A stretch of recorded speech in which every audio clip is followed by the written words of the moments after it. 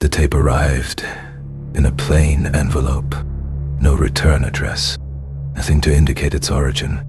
I had been expecting material from Hollowbrook, sure, but something about this, it felt deliberate. I placed it on the old VCR in my Los Angeles apartment. The room was quiet, the hum of the city outside fading as I pressed play. The screen flickered, momentarily black, then static, buzzing like a swarm of invisible insects. And then, a hallway, long, burned at the edges, stretching impossibly far into shadow. The camera, my camera, mounted somewhere unseen, moving slowly forward. At first I thought it was footage from Hollowbrook, but then I noticed details that shouldn't have been there. The door creaked open, and I swear I heard breathing. A child appeared, face partially burned, half hidden in smoke. Then the tape jumped, everything distorted. My VCR clicked, the tape rolled backward, then forward again. The screen flickered to static, and in that static, I saw my own reflection. I jerked back, knocking the remote onto the floor. The whispers started, soft, almost imperceptible.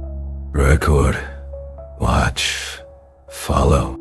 The lights in the apartment flickered. The batteries in my camera drained instantly when I tried to film the screen, and the file on my phone, gone, just vanished. I sank into the couch, heart hammering. The tape continued on its own, hallways stretching, shadows moving, faces staring, and through it all, a single, unmistakable voice whispering my name. I knew, in that moment, Hollowbrook was reaching through the tape, and it had already found me. Hollowbrook didn't exist. At least, that's what every map, every G-piece, every online archive told me. I typed the name again, slower this time. Nothing. Google Earth returned an endless stretch of trees, empty roads, abandoned fields. No school, no streets, no town. I opened the forums next. Threads titled, "Don't go in there. Hollowbrook is cursed. Kids disappeared 40 years ago," filled the screen. Some users claimed the school burned down in 1974, calling it Deadly Fire Ravages. Hollowbrook School, down. I printed a scan of the newspaper clipping. Letters jagged, edges yellowed. The headlines screamed from decades past. The stories were fragmented. Eyewitness accounts of children vanishing, teachers who quit without explanation, firemen who never returned to the scene. One post chilled me to the bone. The town doesn't want you there. You'll see, they're always watching. I decided to drive closer, hoping a local might know something. A small gas station appeared at the edge of the forest. The attendant, an old man with eyes like shuttered windows, barely looked up. "You shouldn't be going to Hollowbrook," he rasped. "Why? Aims upon the uns will hit the outwards and I asked, trying to mask the tremor in my voice. He leaned forward, his face shadowed, voice barely a whisper. "'Cause once you see it, it sees you back. And it never forgets." I left the station with the hairs on my neck standing. The trees lining the road seemed darker, closer. Every mile closer to Hollowbrook, the air thickened, heavy with smoke, ash, and something unnameable. And deep in my chest, a sense of wrongness grew. Hollowbrook wasn't just erased from maps. It was waiting for me. The road to Hollowbrook twisted like a scar through the forest. The trees leaned closer with every mile, branches clawing at the windshield. My engine sputtered. Warning lights flickered across the dashboard. And for a moment, the van felt alive, resisting me. GPS spun wildly, numbers and directions jumbling into nonsense. I slammed my hands on the wheel, heart racing. Come on, I muttered, but nothing responded. Memories of that newspaper clipping filled my mind. The article had listed the names of the children lost in the fire. Dozens of them. And there was mention of a Y chorus. Voices singing as the building burned. Penny. I shivered. I had laughed it off at first. A poetic description. Now, driving through this forest, I wondered if it had been literal. A sudden rustle in the trees made me jerk the wheel. Shadows danced among the trunks, too fluid, too purposeful to be leaves. I could hear it then, a faint murmur, a child's laughter, or was it singing? It carried over the engine's growl, filling the van with dread. The fog thickened, coiling around the wheels like fingers. Every attempt to accelerate met resistance. The van almost stopped entirely. My radio sparked to life, a single note, high, sustained, warbling, like a phantom chorus, calling me forward, and then glimpsed through the fog. A figure, pale, standing beside the road, too still, too sharp in contrast to the swirling mist. I blinked, and it was gone. I realized then, Hollowbrook wasn't just erased from maps. It was alive, waiting, and it had already marked me. Every shadow, every whisper, every flicker of light was a warning. Echoes in the ashes, reaching out. Hollowbrook. I had crossed the forest, fought the fog, and survived the whispers, only to find a silence so heavy it pressed against my chest. The chaos of the trees, the phantom shadows, the engine that refused to run. Gone, replaced by a stillness that was almost alive. The street stretched out like a mausoleum. Abandoned cars lined the road, doors hanging open, wind rattling, loose windows. The occasional street lamp flickered weakly, casting long, crooked shadows over cracked asphalt. Ash clung to the windowsills of houses, as if the fire had passed not years ago but yesterday. I raised my camera, hoping to capture the scene, document the town for my footage. The screen flashed, then glitched. File is corrupted instantly. The image jumped, pixelated, and for a fleeting second, I thought I saw movement behind the lens. I lowered it, heart hammering, telling myself it was the glare, the static, anything but Hollowbrook reaching out. Then I saw it, the burned notice board at the corner of the main street. Charred photographs, yellowed and curling, pinned with brittle tacks. Faces stared at me from decades past. Teachers, children, and one photograph where the face was scratched, warped, unrecognizable. A single initial burned into the corner caught my eye. E. My initial. Blood ran cold. I reached out, fingers trembling, tracing the scorched paper. The whispers began again, faint at first, like the wind, then more insistent. Echoed. Watch. Follow. Hollowbrook wasn't empty. It was waiting, and it knew me. I turned back toward the van. The road I had driven in on, it wasn't there. Houses twisted slightly, the intersections unfamiliar. Every turn led me deeper, not out. I tried the ignition. The engine groaned, coughed, and died. The dashboard blinked once, twice. Then everything went dark. My phone, my camera.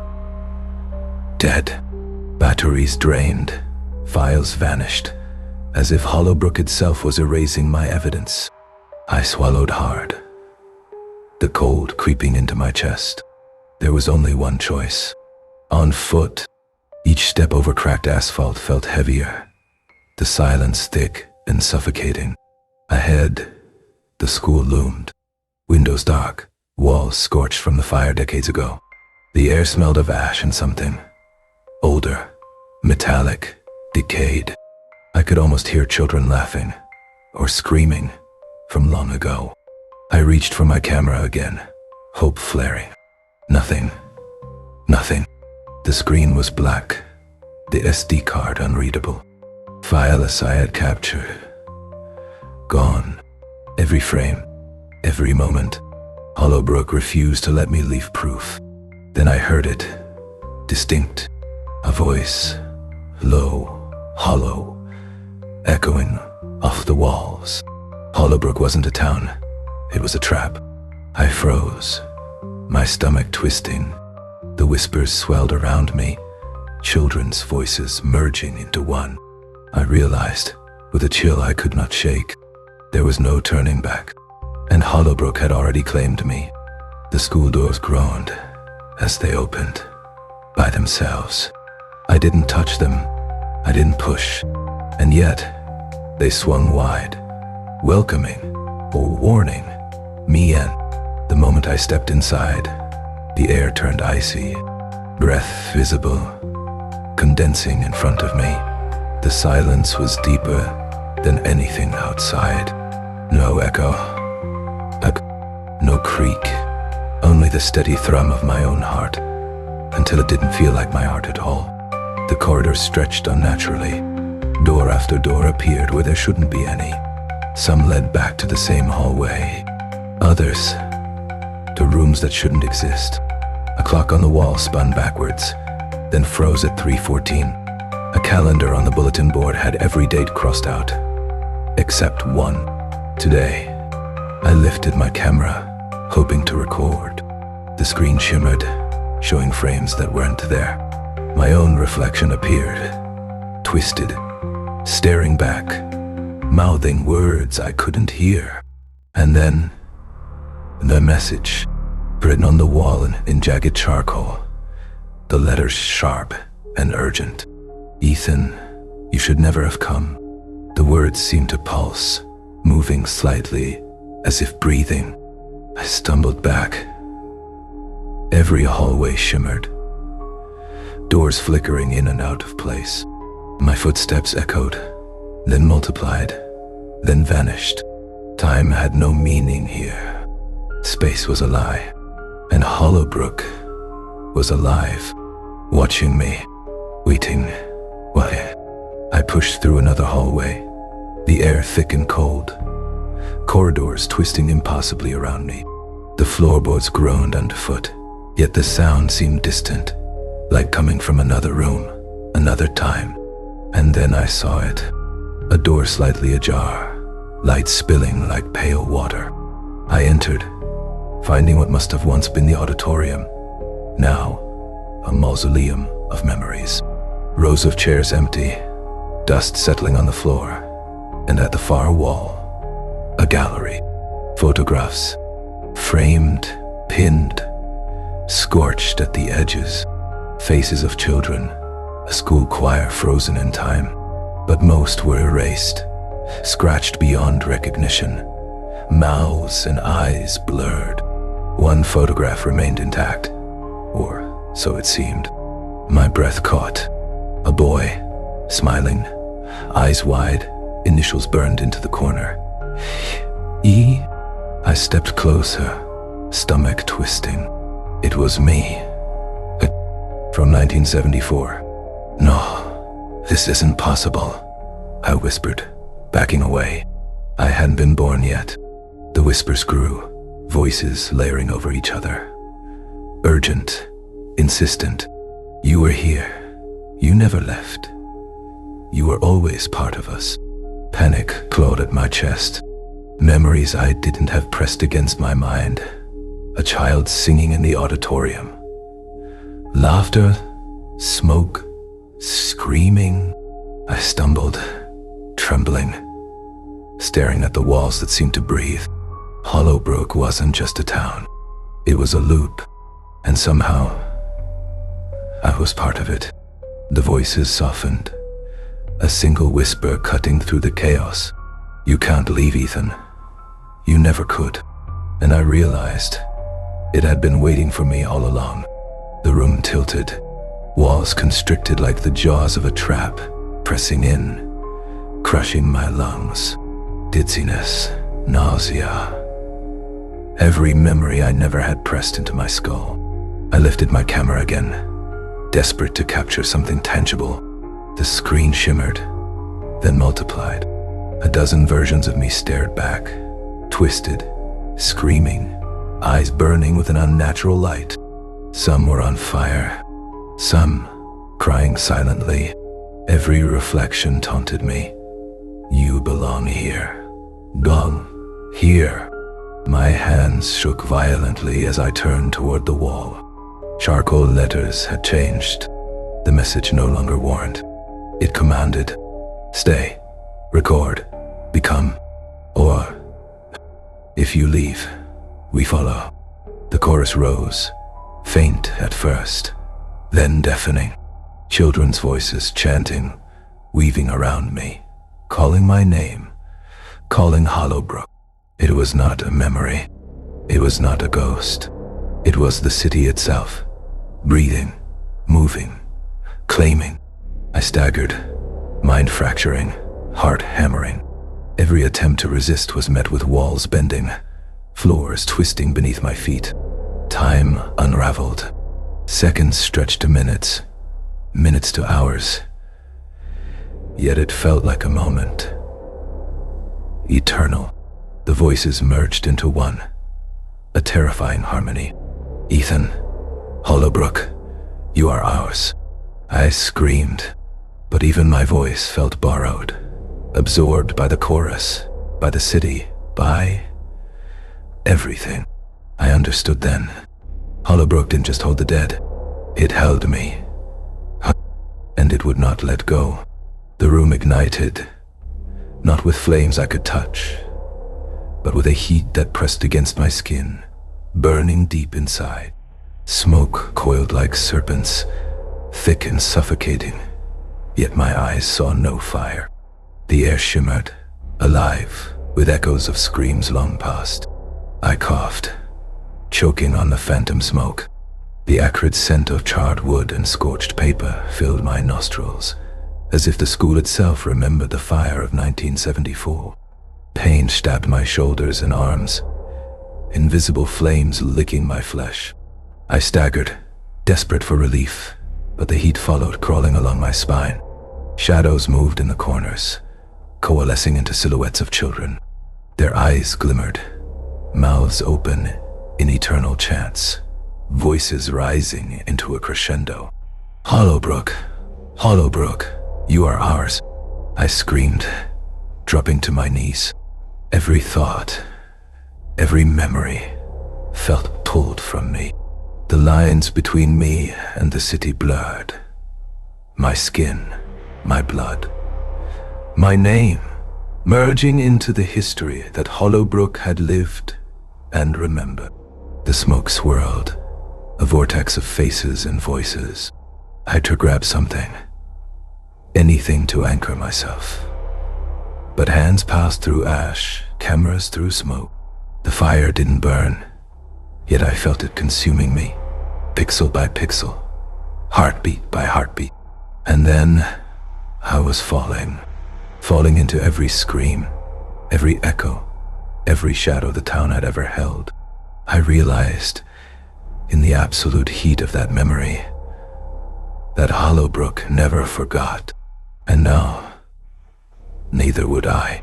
The flame swallowed everything. The school, the halls, the faces, all dissolved into black smoke. And then, silence. I was standing outside, in the middle of Hollowbrook's empty street. No fire, and no screams, just stillness. My camera lay in the dust at my feet. I picked it up, hands trembling. The screen glowed faintly. One file remained. I pressed play. It wasn't me on the recording. It was a child, sitting in the ashes of the school, staring straight at the lens. His lips moved, whispering words I couldn't hear. Then, the static cut in, and in the static, my own face appeared, burned, twisted, calling. I dropped the camera, But the whisper didn't stop. It followed me. I stumbled backward, heart hammering, the street bending strangely beneath my feet. Hollowbrook was no longer behind me. It was here, around me, inside me. I tried to speak, to call out, but my voice was gone. The child's eyes met mine through the screen, and I understood. I wasn't observing anymore. I had become part of the town's memory, trapped like every soul before me. And then I felt it, myself dissolving into the street, into the shadows, into the whispers. The last thing I remembered saying, I am Hollowbrook. If you've listened this far, you've heard it too. The whispers, the flames, the children. Visit us. Visit Hollowbrook.